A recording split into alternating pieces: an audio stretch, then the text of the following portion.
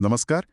आज हम Morgan Housel की किताब द साइकोलॉजी ऑफ मनी के एक हिंदी सारांश पर बात करेंगे और समझने की कोशिश करेंगे कि पैसे को लेकर हमारी सोच, हमारा बर्ताव कैसे काम करता है। नमस्कार। बिल्कुल, ये एक बहुत ही दिलचस्प विषय है। हमारे पास इस किताब का एक संक्षिप्त हिंदी सारांश है जिसमें 13 काफी अहम वित्तीय सबक दिए गए हैं। आज हम ये जानने की कोशिश करेंगे कि पैसे के मामले में कामयाबी सिर्फ जानकारी पर क्यों नहीं टिकी होती। मतलब ये हमारे व्यवहार पर ज्यादा निर्भर क्यों करती है। सही बात है। कैसे आम लोग भी अमीर बन जाते हैं और कई बार बहुत पढ़े लिखे लोग भी मतलब चूक जाते हैं। बिल्कुल। तो क्या पैसा सिर्फ नंबर्स का खेल है या फिर हमारी भावनाएं, हमारे तजुर्बे ज्यादा मायने रखते हैं। चलिए इसी पर थोड़ी गहराई से बात करते हैं। हाँ, और ये सारांश इसी बात पर जोर देता है कि पैसे से हमारा रिश्ता कितना पर्सनल और जज्बाती होता है। हमारे फैसले अक्सर ठंडे लॉजिक से ज्यादा हमारी फीलिंग्स और हमारे अनुभवों से तय होते हैं। ये सिर्फ दिमागी खेल नहीं है। इस सारांश में एक बात मुझे बहुत अच्छी लगी कि कोई भी पागल नहीं है। हाँ, ये बहुत पावरफुल आइडिया है। मतलब हर किसी के पैसे से जुड़े फैसले के पीछे उसकी अपनी एक कहानी है, अपना तजुर्बा है। जैसे जिसने गरीबी देखी है वो शायद बचत को जरूरत से ज्यादा अहमियत देगा। हाँ, और जिसने हमेशा अच्छा वक्त देखा है वो शायद रिस्क लेने में ज्यादा कंफर्टेबल हो। बिल्कुल। तो अगर हर कोई अपनी कहानी के हिसाब से सोच रहा है तो क्या हम किसी के वित्तीय फैसले को आसानी से जज कर सकते हैं? नहीं, यही तो पॉइंट है।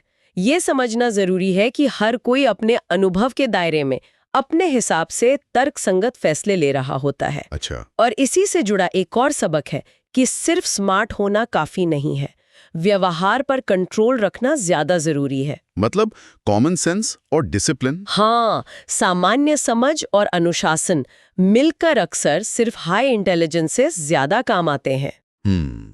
और फिर आता है वो लालच वाला पॉइंट, बस थोड़ा और की चाहत। हाँ, ये कभी खत्म नहीं होती। एग्जैक्टली।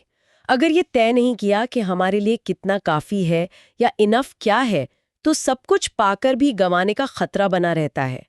ये जानना कि कब रुकना है, ये शायद सबसे बड़ा चैलेंज है। बिल्कुल।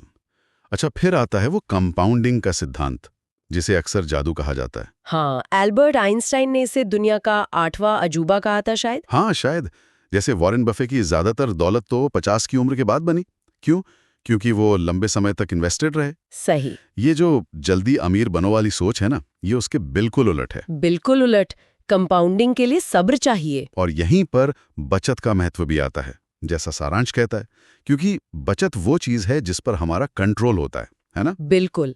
इनकम पर शायद उतना ना हो। हाँ, लेकिन अगर कंपाउंडिंग इतनी पावरफुल है तो फिर बाजार में टिके रहना इतना मुश्किल क्यों लगता है लोगों को? क्या ये सिर्फ सब्र की कमी है? सब्र की कमी तो है ही, लेकिन मानवीय स्वभाव भी है, खासकर जब बाजार रोज ऊपर नीचे हो रहा हो। हाँ, डर लगता है। डर लगता है, भावनाएं हावी हो जाती हैं और लोग अक्सर घबराकर नुकसान में ही अपना निवेश बेच देते हैं। जबकि असली दौलत तो लंबे समय तक टिके रहने से ही बनती है। इसीलिए बचत पर ध्यान देना इतना जरूरी है।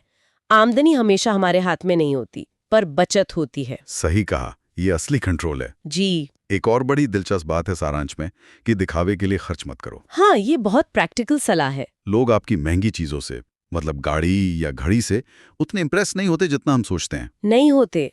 वो असल में आपकी दौलत को देखकर अपनी इज्जत का अंदाजा लगा रहे होते हैं। तो फिर असली दौलत है क्या? सारांश के हिसाब से आजादी, फ्रीडम। बिल्कुल। ये चुनने की आजादी कि हम कब, क्या और किसके साथ काम करें। यही पैसे का असली मकसद है, आजादी खरीदना। मतलब अपने वक्त पर अपना कंट्रोल पाना। इसमें वक्त का क्या रोल है? वक्त ही सब कुछ है। देखिए, गवाया हुआ पैसा तो शायद वापस कमाया जा सकता है। हाँ, ये बात तो है। लेकिन गुजरा हुआ वक्त वो कभी लौट कर नहीं आता। सही। इसलिए सच्ची अमीरी वो है जहां पैसा हमें चीजें नहीं बल्कि अपना वक्त खरीदने की सहूलियत दे, अपने समय का मालिक बनना। वाह। और इसी से मानसिक शांति और संतोष मिलता है। वो किसी भी महंगी चीज से कहीं ज्यादा कीमती है। तो मतलब अगर हम समेटें पूरी बात को, तो पैसे की साइकोलॉजी हमें यही सिखाती है कि फाइनेंशियल सक्सेस किसी मुश्किल फॉर्मूला से नहीं आती। नहीं, बल्कि ये हमारी सोच, हमारी भावनाओं, हमारी आदतों का नतीजा है। बिल्कुल। असली अमीरी सिर्फ बैंक बैलेंस नहीं है, बल्कि वो संतोष, वो आजादी, सब्र और मन की शांति है। बिल्कुल सही कहा।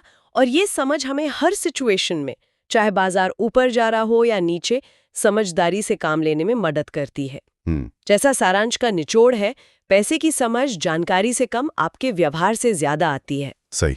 बेशक इतिहास से सीखें, लेकिन ये भी याद रखें कि दुनिया बदल रही है, तो अपनी प्लानिंग में थोड़ी फ्लेक्सिबिलिटी भी रखनी होगी। बिल्कुल।